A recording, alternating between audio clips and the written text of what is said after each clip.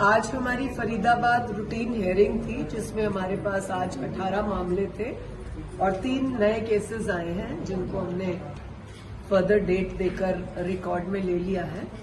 इन 18 मामलों में maximum case domestic violence के हैं, जो कि एक बहुत शर्मसार बात है कि 5 महीने की शादी, 8 महीने की शादी, 7 महीने की शादी, उसमें डोमेस्टिक वायलेंस। और सबसे बुरा जो हमें लगता है, जो हमने देखा कि आप केस बनाने के लिए अपनी नंद का, नंदोई का, ससुर का, खासतौर से जेठ का नाम दर्ज कर देते हो और फिर किसी ना किसी की सलाह से एक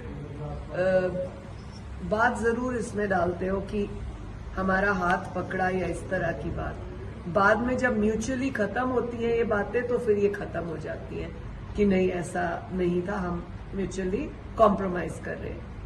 मैं आप चैनल के माध्यम से एक बात जरूर करना चाहूंगी समाज में रहने वाले लोगों को कि आपके साथ दिक्कत जरूर हो सकती है और दिक्कतें हैं तभी पुलिस है, तभी महिला आयोग है, लेकिन उन दिक्कतों को एक गलत दिशा और नया रूप देना और अननेसेसरली ब्लेम लगाना इस तरह से ना करें, क्योंकि जब डिटेल इंक्वायरी होती है या किसी ऐसे केस में जिसमें आपने इस तरह के इल्जाम लगाए, जब वो फॉल्स एलिगेशन पाए जाएंगे तो जिसने कंप्लेन करी है उसके खिलाफ भी 182 बनेगी। और हमने हरियाणा में कई इस तरह के बनाए भी हैं।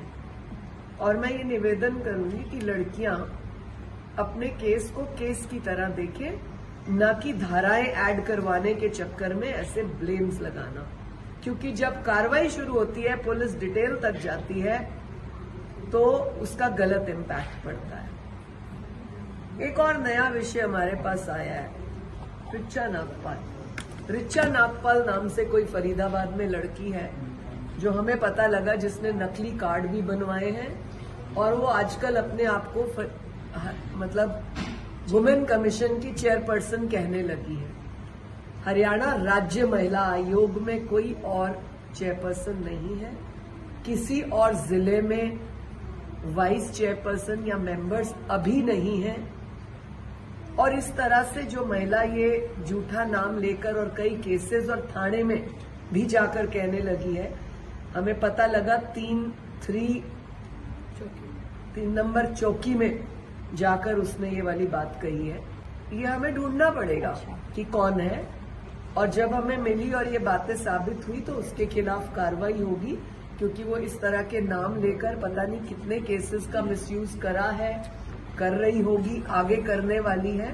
तो ये विषय रोकने का और देखने का है, जिसके ऊपर हम सख्त कड़ी कार्रवाई करेंगे। तो अगर हमें पता लगेगा कि वो कौन है, उसको ट्रेस कर रहे हैं, ये जो भी होगी हम उसे पकड़ कर लाएंगे। इसी तरह हमें बहुत पहले भी किसी ने कहा था, कोर्ट के बाहर एक लेडी खड़ी होती है, वो अपने आप को चेयरपर्सन बोलती है। ऐसे हमने आज पुलिस को कहा है कि हमें पता करके बताएं ये कहाँ रहती है, क्या है, उसके बाद हम उसके खिलाफ कार्रवाई करेंगे। कितने समय और आप लोगों के माध्यम से पूरे हरियाणा की जनता को अवेयर करना चाहते हैं कि इस तरह से कोई झूठा कार्ड बनवाए, नाम ले, उसकी तुरंत हमें कंप्लेन करें, किसी रिकॉर्डिंग के साथ, किसी सबूत के साथ, और किसी न किसी केस का जो वो हवाला देती है उसके साथ हम तक वापस पहुंचे। शिकायत के हमारे ऑलरेडी नंबर्स हैं।